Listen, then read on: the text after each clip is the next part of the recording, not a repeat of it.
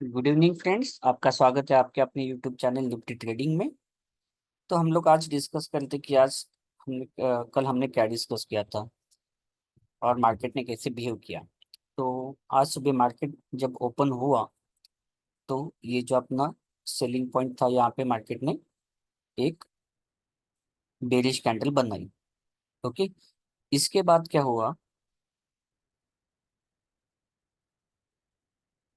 जैसे मैंने आपको कल बोला था कि पेयर में अगर कैंडल रही तो हम हमारा प्रेफरेंस उसमें ज़्यादा होता है। ओके, तो यहाँ पे जो कैंडल बनी थी वो एक बियरिश हैमर थी।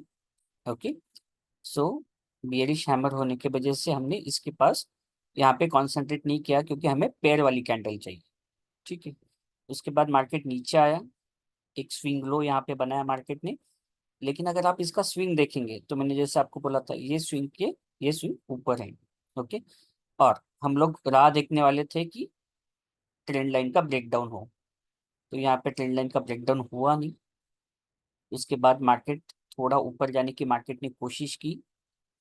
फिर अपना ये जो जोन था, ओके, 24,573 से लेके 24,645, इसके बीच में मार्केट आना चाहिए। तो यहाँ पे मार्केट इसके बीच में आया। यहाँ पे अगर आप देखेंगे तो यहाँ पे मार्केट ने एक बियरिश एनगल्फिंग पैटर्न बनाया। यहाँ पे आप देख रहे हो बियरिश एनगल्फिंग पैटर्न बनाया। लेकिन अकॉर्डिंग टू बियरिश एनगल्फिंग इसके नीचे हमें सेल करना था, यानी पुट बाय करना था। लेकिन जैसे कि अपना सेकंड रूल क्या है कि ट्रेंड लाइन को ब्रेक डाउन करना चाहिए, तो इसने ट्रेंड लाइन का ब्रेक डाउन किया नहीं।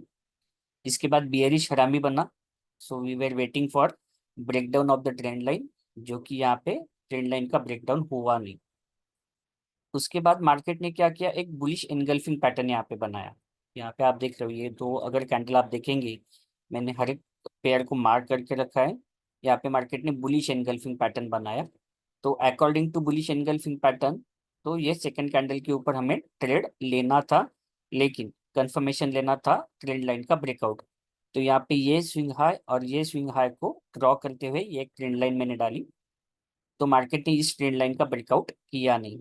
तो ये ट्रेंड लाइन का ब्रेकआउट किया नहीं, तो हमारा ट्रेड यहाँ पे भी नहीं बन रहा था। मैंने आपको तीन कंडीशन बोली, एक तो मार्केट ये जोन में आना चाहिए, सेकंड यहाँ पे बुलिश या बियरिश पैटर्न बनना चाहिए, और थर्ड ट्रेंड लाइन का ब्रेकआउट या ब्रेकडाउन होना चाहिए। तो यहाँ पे एक बेरिश पैटर्न बना, बेरिश एनगल्फिंग, लेकिन ट्रेंड लाइन का ब्रेकडाउन नहीं हुआ।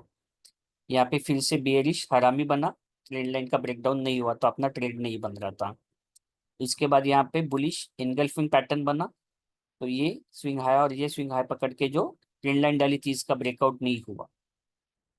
अगेन यहाँ पे एक इवनिंग स्टार के जैसी कैंडल बनी, आप देख रहे होंगे।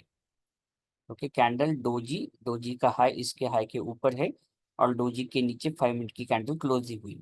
ओके, तो यहाँ पे हम लोग इसके बाद ट्रेड ले सकते थे, अगर इसका ये कैंडल का क्लोजिंग अगर इसका ब्रेकडाउन करती थी तो। लेकिन ये कैंडल ने इसका ब्रेकडाउन ट्रेंड लाइन का नहीं किया, तो यहाँ पे भी ट्रेड नहीं बन रहा था। यहाँ पे क्या हुआ,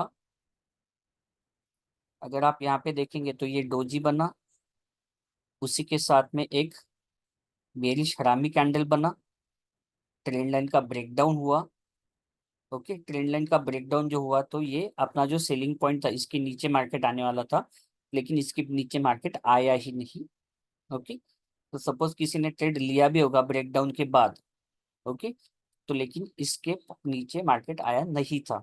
ओके, तो यहाँ पे भी ट्रेड नहीं बन रहा था।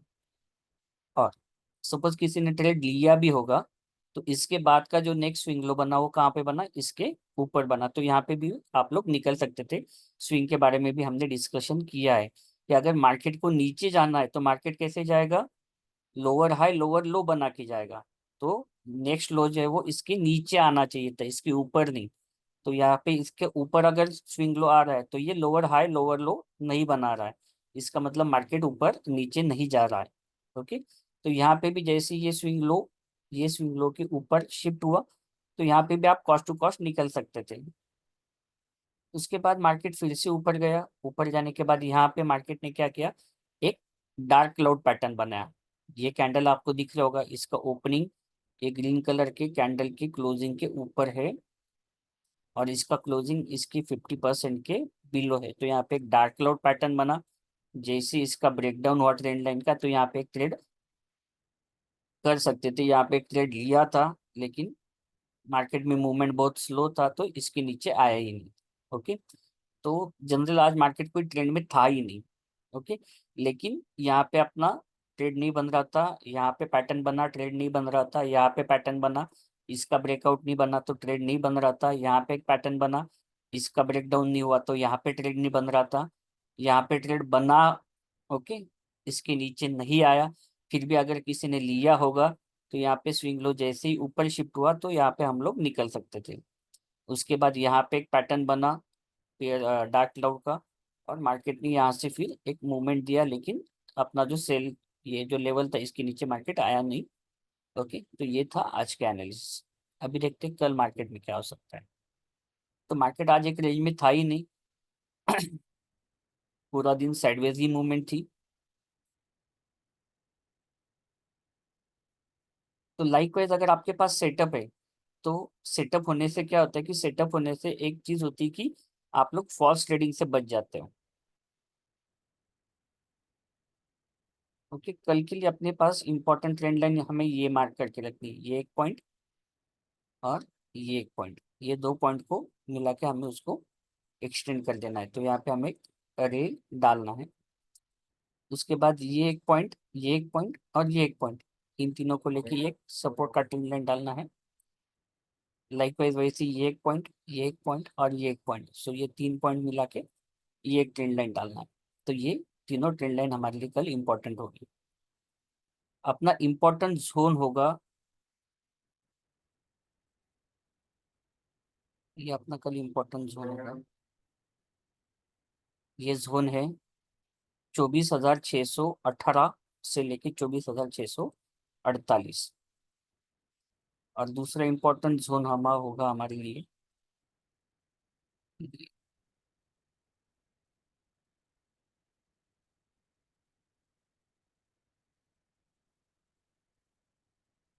24,524 से लेके 24,555। तो मार्केट कल यहाँ पे, यहाँ से नीचे आता है और ये जोन में आता है 24,524 से लेके 24,555। यहाँ पे जोन भी है, यहाँ पे एक सपोर्ट का ट्रेंड लाइन भी आ रहा है, और यहाँ पे कोई बुलिश कैंडलस्टिक पैटर्न बनाता है तो हम लोग 24,500 का कॉल बाय करेंगे। स्टॉप लॉस अपना रहेगा 24,524, टारगेट अपना रहेगा 24,617। ये जोन में आने के बाद अगर मार्केट कोई बियरिश कैंडलस्टिक पैटर्न बनाता है और ये ट्रेंड लाइन का ब्रेकडाउन देता है, तो हम लोग 24,600 का पुट बाय करेंगे। स्टॉप लॉस अपना रहेगा 24,555, टारगेट अपना रहेगा 24,474। ओके, 24,474।